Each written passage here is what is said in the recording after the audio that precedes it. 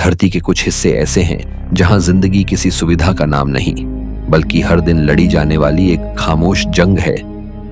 वहां हवा भी रहम नहीं करती, धूप भी सिर्फ उजाला नहीं देती, और रेत सिर्फ जमीन पर नहीं, समय पर भी जमती चली जाती है।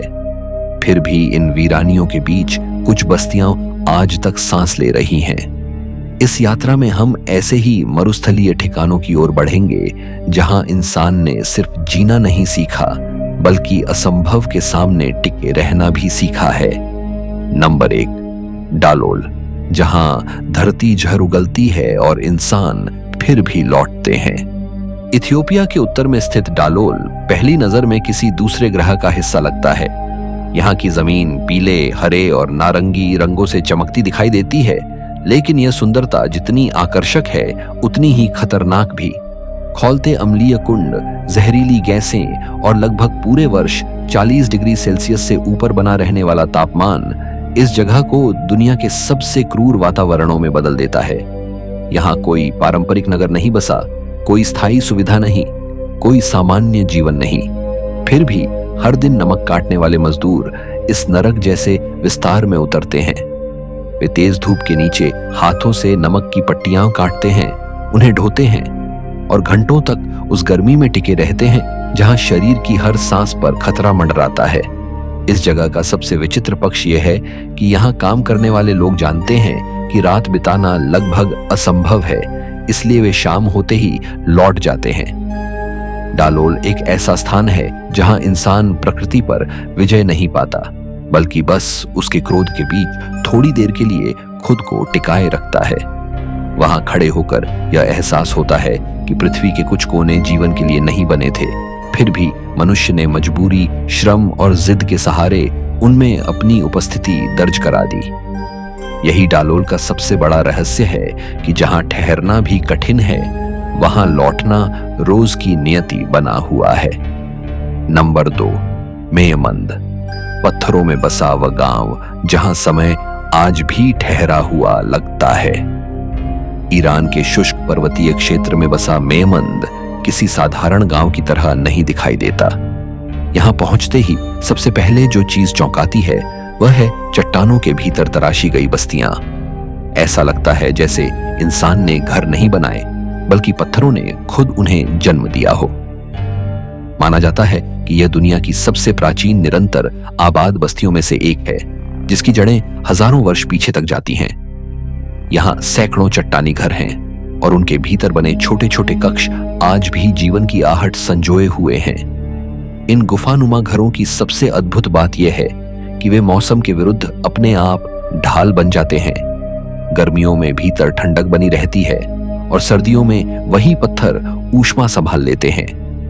मेयमंद के लोग लंबे समय से अर्ध घुमंतु जीवन जीते आए हैं। मौसम के साथ वे अपने पशुओं के साथ ऊंचाइयों की ओर बढ़ते हैं और फिर ठंड के समय इन चट्टानी घरों में लौट आते हैं। यहाँ का भोजन सरल है, जीवन धीमा है और आसपास का वातावरण लगभग ध्यान जैसी शांति से भरा रहता है। इस गांव का रहस्य भूत प्रेत की कहानियों में नहीं, बल्कि उसकी स्थिरता में है। हजारों वर्षों से दुनिया बदलती रही, साम्राज्य उठे और मिटे, तकनीक ने जीवन को तेज किया, लेकिन मेयमंद अब भी उसी मौन लय में सांस ले रहा है। ऐसा लगता है जैसे समय यहां पहुंचकर धीमा पड़ गया हो। यह जगह याद दिलाती है कि कभी कभी सबसे रहस्यमय चीज कोई चमत्कार नहीं, बल्कि वह निरंतरता होती है जो असंभव प्रतीत होने वाले परिवेश में भी टूटती नहीं। नंबर 3, सैन पेड्रो दे अटाकामा, उस मरुस्थल का शहर जहां बारिश लगभग नामुमकिन है। चिली के अटाकामा मरुस्थल के भीतर बसा सैन पेड्रो दे अटाकामा उन जगहों में है जहां प्रकृति ने नमी को लगभग भुला दिया है। इस मरुस्थल के कुछ हिस्सों में वर्षों नहीं, सदियों तक बारिश दर्ज नहीं हुई। मिट्टी इतनी सूखी है कि उसकी तुलना दूसरे ग्रहों की सतह से की जाती है। हवा इतनी निर्जल कि जीवन का सामान्य रूप वहां टिके, यह सोचकर ही आश्चर्य होता है। फिर भी इसी कठोर विस्तार के बीच एक जीवित नगर सांस लेता है। 5000 से अधिक लोग इस क्षेत्र में रहते हैं। जल के छिपे स्रोतों, दूर से लाई गई आपूर्ति और सदियों पुराने अनुकूलन के सहारे। इस जगह की सबसे विचित्र बात यह है कि यहाँ जीवन और निर्जनता साथ साथ मौजूद हैं। दिन में जलता हुआ सूर्य, सूनी पहाड़ियां, नमक के मैदान और दूर तक फैली बंजर भूमि सब मिलकर ऐसा दृश्य बनाते हैं मानो यहाँ किसी भी बस्ती का होना असंभव हो। लेकिन जैसे ही नगर के भीतर प्रवेश करते हैं, मिट्टी की दीवारें, शांत गलियां और मनुष्यों की हलचल उस भ्रम को तोड़ देती है। सैन पेद्रो आज एक बड़ा पर्यटन केंद्र भी बन चुका है, पर उसके भीतर अब भी वह मूल सच्चाई छिपी है कि यह नगर अस्तित्व में ही नहीं होना चाहिए था। यही विरोधाभास इसे रहस्यमय बनाता है।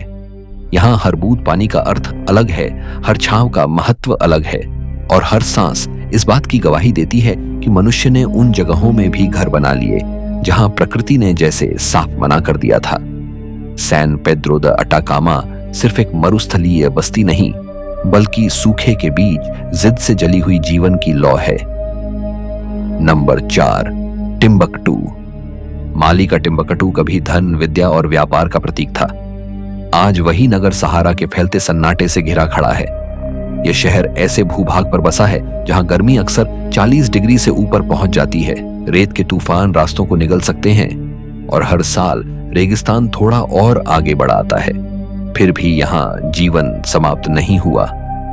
हजारों लोग अब भी इस ऐतिहासिक नगर में रहते हैं। मिट्टी की दीवारों, परंपरागत वास्तुकला और गहरी सांस्कृतिक स्मृतियों के बीच टिम्बकटू के घर मोटी मिट्टी की ईंटों से बने हैं। दिन की तपन को वे बाहर रोकते हैं और रात की ठंडक में भीतर एक संतुलन बनाए रखते हैं। लेकिन इस शहर की दीवारें स्थायी नहीं हैं। हवा और रेत उन्हें लगातार घिसती रहती हैं, इसलिए इन्हें बार बार संवारना पड़ता है। यही टिम्बकटू की सबसे बड़ी सच्चाई है कि यह शहर एक बार बनकर स्थिर नहीं रहता, उसे लगातार बचाया जाता है। सदियों पहले यहाँ ज्ञान के केंद्र थे, पांडुलिपियां थीं, कारवां आते जाते थे। आज भी उस अतीत की परछाइयां यहाँ की हवा में महसूस होती हैं। इस नगर की रहस्यमयी शक्ति इसी में है कि वह सिर्फ बचा नहीं है, बल्कि स्मृति, मिट्टी और मनुष्य की इच्छा से खुद को बार बार रचता रहा है। टिम्बकटू का नाम सुनते ही दूर, दुर्गम और लगभग काल्पनिक जगह की छवि बनती है और वहां पहुंचकर लगता है कि वह छवि गलत भी नहीं। यह वास्तव में ऐसा नगर है जो इतिहास के भीतर भी है और उससे लड़ते वर्तमान के भीतर भी। रेत उसे ढकना चाहती है, समय उसे थकाना चाहता है, लेकिन वह अब भी खड़ा है। नंबर 5, कूबर पीढ़ी। ऑस्ट्रेलिया के शुष्क हृदय में स्थित कूबर पीढ़ी वह जगह है जहां इंसानों ने गर्मी से भागने के बजाय धरती के भीतर उतर जाने का फैसला किया। सतह पर तापमान इतना बढ़ जाता है कि सामान्य जीवन लगभग असहनीय लगने लगता है। तेज धूप, सूखी हवा और क्षितिज तक पसरी वीरानी इस बस्ती को कठोर बना देती है। लेकिन इसी कठोरता से पैदा हुआ उसका सबसे अद्भुत समाधान है भूमिगत घर। यहाँ बड़ी संख्या में लोग ऐसे घरों में रहते हैं जिन्हें खोदकर जमीन के भीतर बनाया गया है। इन घरों में बिना किसी विशेष आधुनिक व्यवस्था के भी तापमान साल भर अपेक्षाकृत संतुलित रहता है। बाहर की झुलसाती गर्मी के विपरीत भीतर एक अजीब स्थिरता महसूस होती है। यह शहर केवल अपने भूमिगत जीवन के लिए ही नहीं, बल्कि रत्न खनन के लिए भी जाना जाता है। यहाँ का जीवन बहुत हद तक धरती के नीचे छिपे बहुमूल्य पत्थरों पर टिका है। लोग रेगिस्तान की बंजर सतह के नीचे संपदा खोजते हैं और उसी के सहारे अपना अस्तित्व बनाए रखते हैं। कूबर पीढ़ी का वातावरण रहस्यमय इसलिए लगता है क्योंकि वहां पहुंचकर ऊपर और नीचे की दुनिया अलग अलग प्रतीत होती है।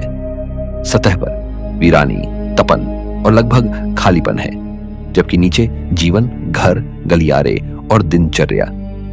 यह जगह मानो बताती है कि इंसान ने सिर्फ प्रकृति से बचने की कोशिश नहीं की, बल्कि उसकी शर्तों को समझकर एक बिल्कुल अलग जीवन पद्धति गढ़ ली। कूबर पीढ़ी में रहस्य किसी छिपे हुए इतिहास का नहीं, बल्कि उस कल्पनाशील जिद का है जिसने रेगिस्तान से कहा, अगर ऊपर जगह नहीं दोगे तो हम नीचे अपना संसार बना लेंगे। नंबर 6, शिंगेट्टी। मॉरिटानिया के सहारा मरुस्थल में बसा शिंगेट्टी एक ऐसा नगर है जहां इतिहास और विनाश साथ साथ चलते हैं।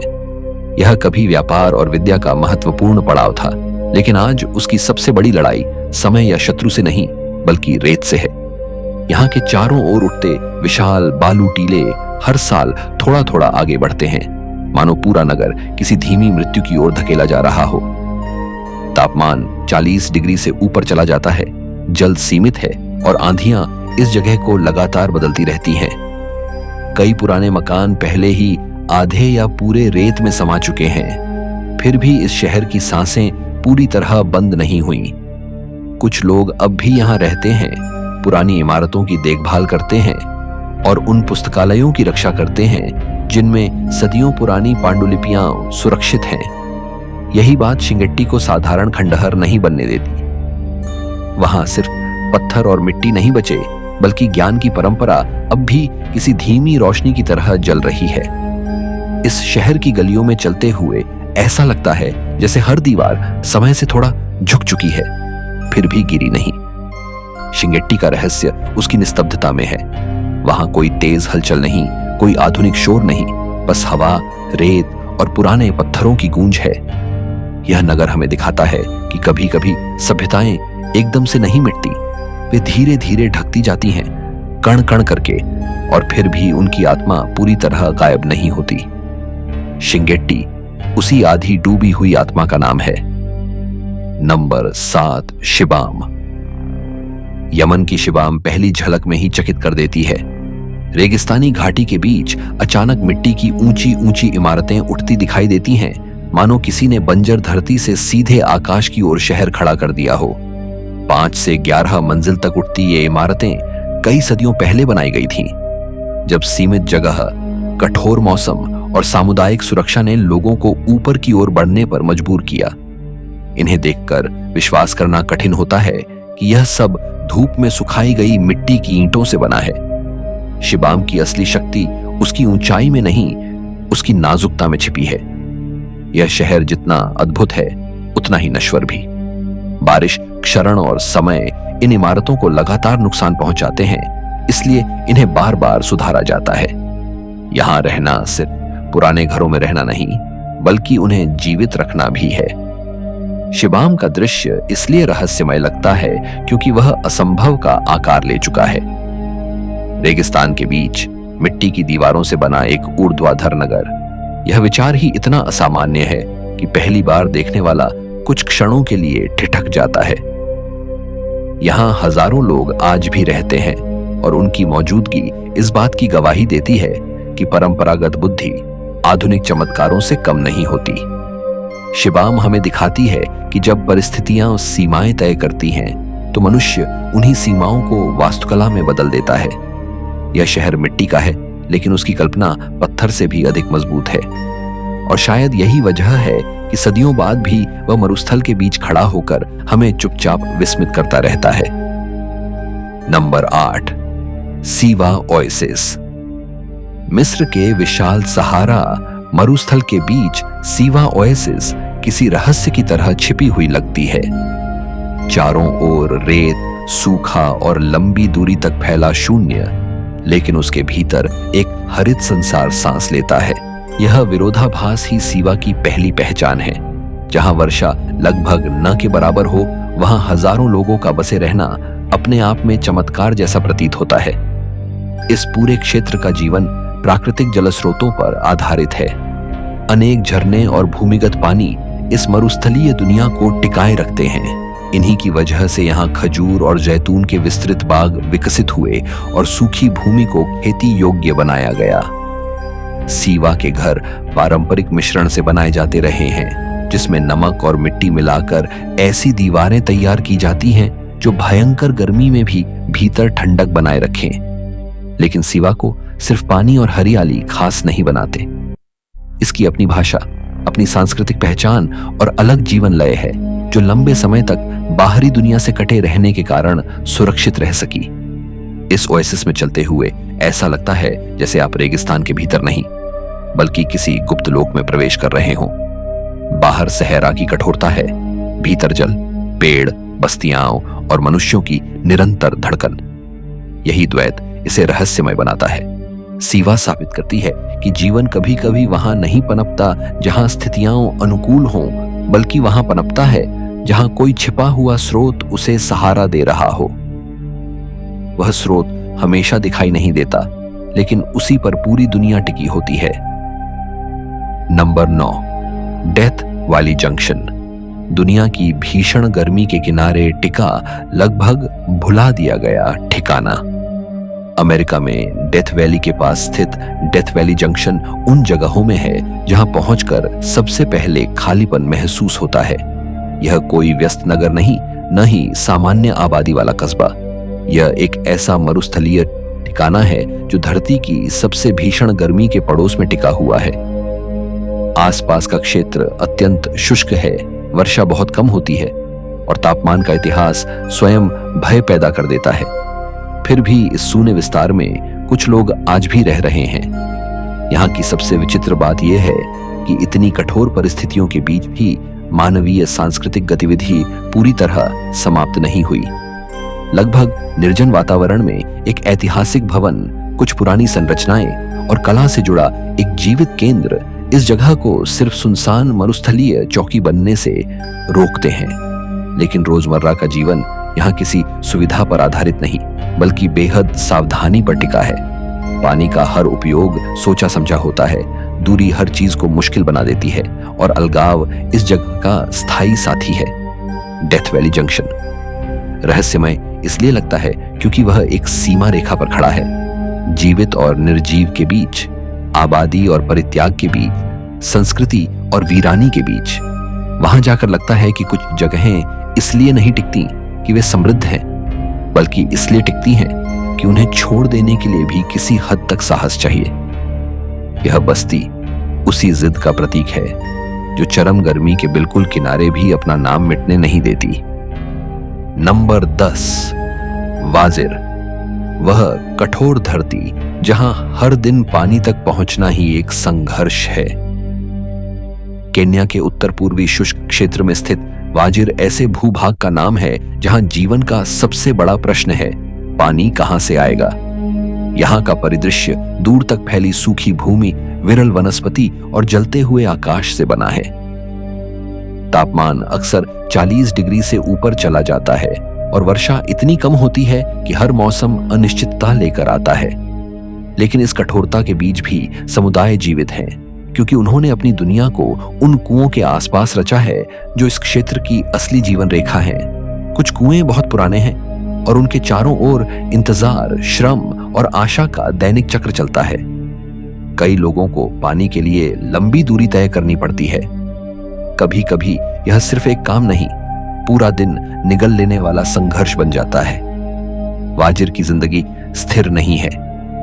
अनेक परिवार मौसम, सूखे और पशुधन की जरूरतों के अनुसार जगह बदलते रहते हैं। इस क्षेत्र का रहस्य इसके भौगोलिक सौंदर्य में नहीं, बल्कि उसकी कठोर सादगी में है। यहां जीवन किसी बड़े चमत्कार से नहीं बचा, बल्कि छोटे छोटे सहारों पर टिका है। एक कुआं, कुछ पशु, थोड़ी छाया, थोड़ी उम्मीद। वाजिर यह एहसास कराता है कि इंसानी सहन शक्ति का माप सुविधा से नहीं, अभाव से तय होता है। जहां प्रकृति बार बार सीमाएं खींचती है, वहीं मनुष्य उन सीमाओं के भीतर भी रास्ता बना लेता है। यही इस जगह की गहरी, शांत और बेहद प्रभावशाली रहस्यात्मकता है। नंबर 11, कोलमानस्कॉप। हीरों की चमक से उठी वह बस्ती जिसे अब रेगिस्तान दफना रहा है। नामीबिया के शुष्क विस्तार में बसा कोलमानस्कॉप आज एक भुतही खामोशी से भरा हुआ दिखता है, लेकिन कभी यह दक्षिणी अफ्रीका के सबसे समृद्ध छोटे नगरों में गिना जाता था। हीरों की खोज ने इसे अचानक जन्म दिया और देखते ही देखते यहाँ आधुनिक सुविधाओं, रंगीन इमारतों और असामान्य समृद्धि वाला जीवन बस गया। अस्पताल, नृत्यगृह, विद्यालय और ऐसी व्यवस्थाएं जो उस समय इस क्षेत्र के लिए बहुत आगे की बात थी, सब यहाँ मौजूद थे। पर जैसे ही हीरों का आकर्षण कम हुआ, लोग भी चले गए। अब जो बचा है वह सिर्फ खाली इमारतें नहीं, बल्कि एक धीरे धीरे दफन होती स्मृति है। रेत दरवाजों, खिड़कियों और गलियारों से भीतर घुसकर कमरों को भरती जा रही है।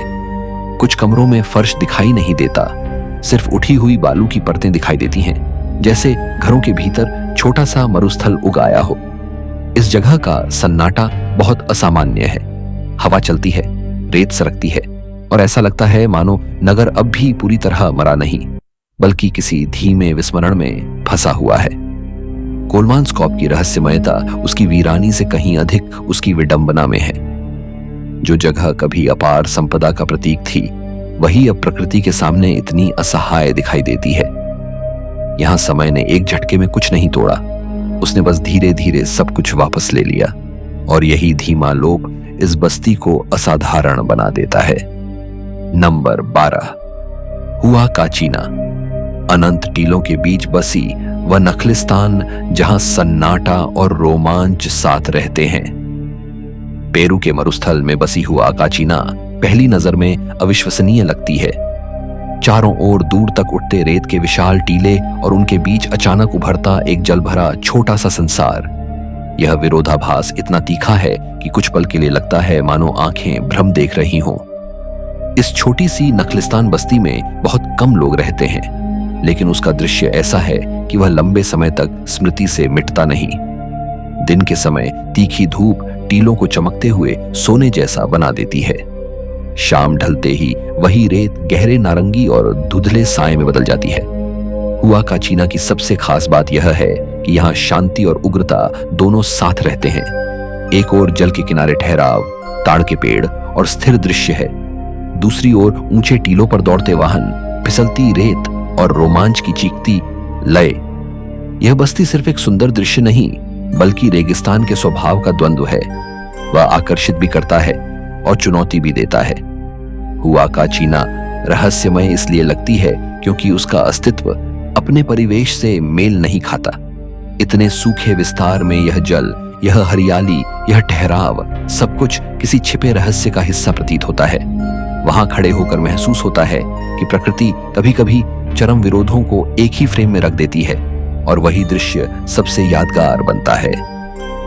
नंबर 13, आर्गेबाम। धूल में जमी उस विशाल मिट्टी की नगरी के अवशेष जो कभी पूरी दुनिया थी। ईरान का आर्गेबाम केवल एक किला या खंडहर नहीं, बल्कि मिट्टी से रची गई एक संपूर्ण सभ्यता का अवशेष है। यह विशाल संरचना कभी इतनी जीवंत थी कि उसके भीतर घर, बाजार, धार्मिक स्थल, सैन्य चौकियां और सुरक्षात्मक दीवारों से घिरा पूरा नगर बसता था। सिल्क मार्ग के महत्वपूर्ण पड़ाव के रूप में यह कभी व्यापार और आवाजाही से भरा रहता था। लेकिन आज जब उसकी टूटी हुई संरचनाओं के बीच चला जाता है, तो सबसे पहले जो चीज महसूस होती है वह है खामोशी। यह खामोशी सिर्फ सुनाई नहीं देती, बल्कि दीवारों से निकलकर शरीर पर बैठती हुई महसूस होती है। इस स्थान को आधुनिक समय में सबसे गहरा आघात भूकंप ने दिया, जिसने उसके बड़े हिस्से को धूल में बदल दिया। अब बची हुई दीवारें, रास्ते और टावर एक ऐसे संसार की झलक देते हैं जो कभी पूर्ण था, फिर अचानक अपूर्ण हो गया। आर्गेबाम की रहस्यमयता इसमें है कि यह खंडहर होकर भी शहर जैसा लगता है। वहां चलते हुए बार बार कल्पना होती है कि अगली मोड़ पर कोई बाजार खुल जाएगा, किसी खिड़की से आवाज आएगी या कोई कारवां गुजर जाएगा। लेकिन ऐसा कुछ नहीं होता, बस हवा और मिट्टी रह जाती है। यह जगह याद दिलाती है कि महानतम निर्माण भी एक क्षण में गिर सकते हैं, पर उनका प्रभाव सदियों तक बना रहता है। आर्गेबाम उसी अनुपस्थित जीवन की गूंज है। नंबर 14, अल मदाम। वह छोड़ा हुआ गांव जहां कमरों के भीतर तक रेगिस्तान घुस आया है।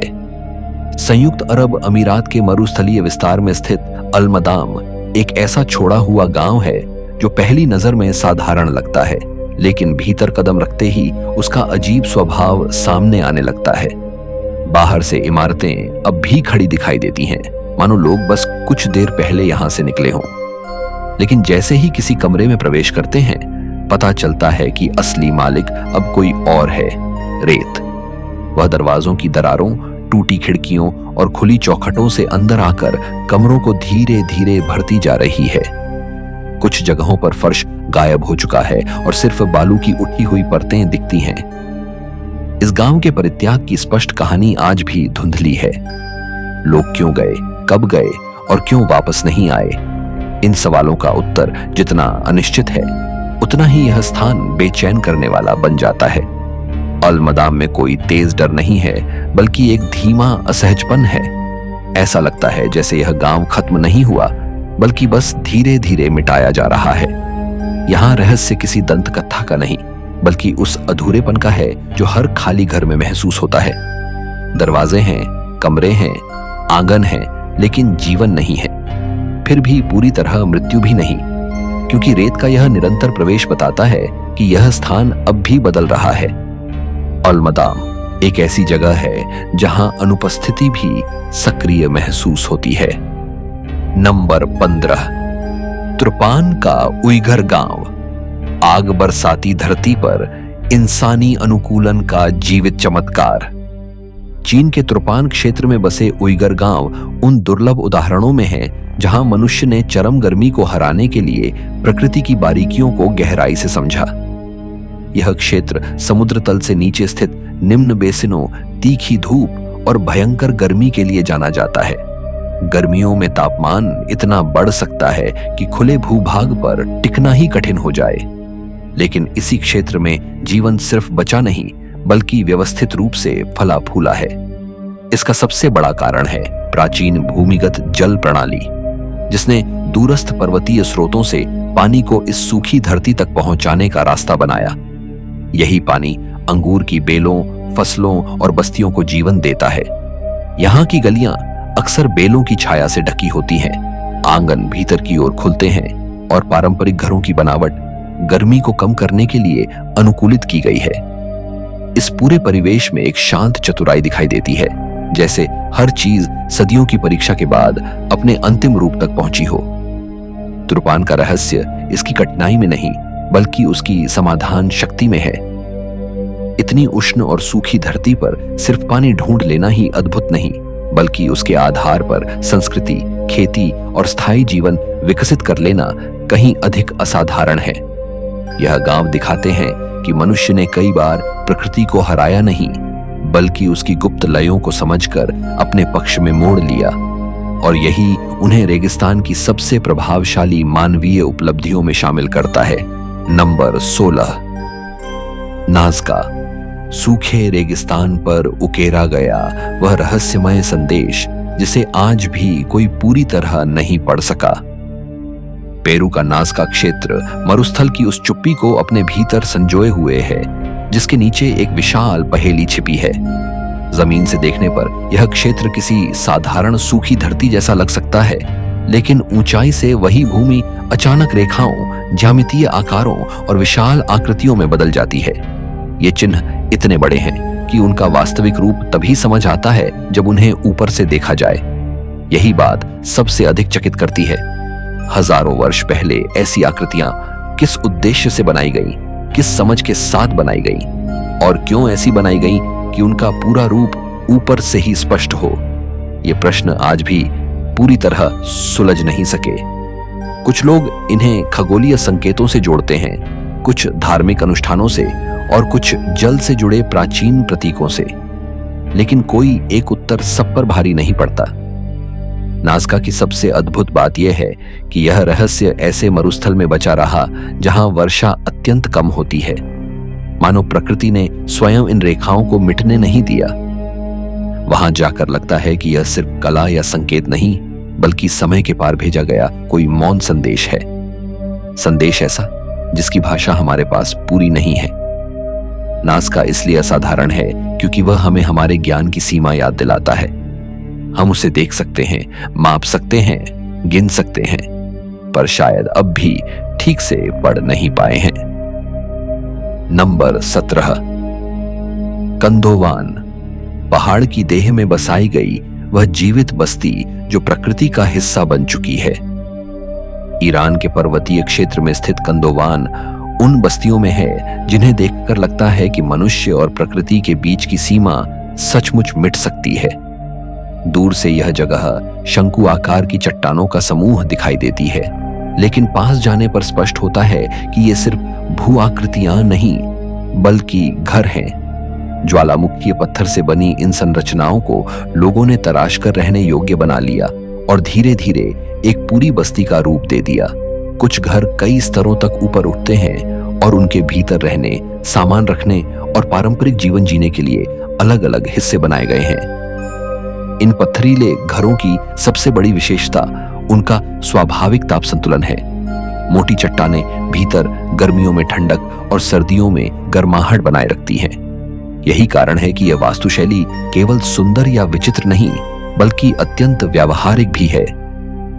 कंदोवान की गलियों में चलते हुए ऐसा नहीं लगता कि यहाँ इंसान ने प्रकृति पर कुछ थोपा है, बल्कि लगता है कि उसने खुद को उसी में समा दिया है। यही इसकी रहस्यमय सुंदरता है। यहाँ घर पृथ्वी से अलग खड़े नहीं, बल्कि उसी के भीतर जन्मे प्रतीत होते हैं। कंदोवान यह एहसास कराता है कि सभ्यता कभी कभी सबसे अद्भुत रूप तब लेती है जब वह अपने परिवेश से लड़ने के बजाय उसका हिस्सा बन जाती है। यह बस्ती उसी विचार का जीवित प्रमाण है, एक ऐसा स्थान जहां पत्थर सिर्फ चट्टान नहीं, जीवन का आकार बन गया। आज के वीडियो में इतना ही।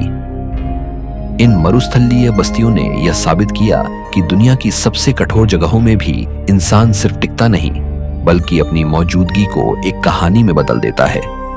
कहीं रेत शहरों को निगल रही है, कहीं पत्थरों के भीतर घर अब भी सांस ले रहे हैं, और कहीं सूखे के बीच छिपा पानी पूरी सभ्यता को थामे हुए है।